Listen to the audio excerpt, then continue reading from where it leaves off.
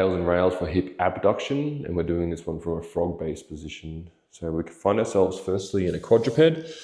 So sort of collapse quadruped on the elbows and on the knees, and then I need to take the knees wider away from me with the toes facing away from each other. So I find myself in my most comfortable position, and you can play with the angles here. The feet can be a bit wider, they can be a bit closer. The knees can be more flexed, so more towards the chest or further away. Find a comfortable position for yourself here. So once you've found this position, you want to find a bit of a stretch on the inside here, on the inside of the thighs.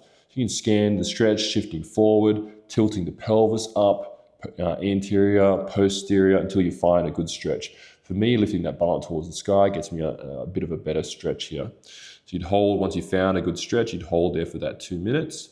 And the PAILS action for this one is thinking about those inside of the thighs, and I'm thinking about closing the legs together, bringing those knees in towards each other.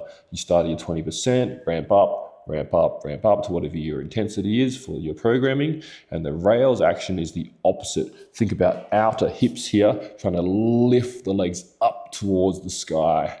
I'm trying to lift up, lift up, lift up. So not going to move, of course. Contracting those outer thighs or the outer hips, try to lift up and rest. So if you're doing multiple reps, you can come out of that base position if you want to, otherwise just relax into it. I know it's not the most comfortable position. And of course, with your rails each time, matching the same intensity straight away you did with your max effort on the PAILS. There's no ramping of the rails straight into that max effort each time.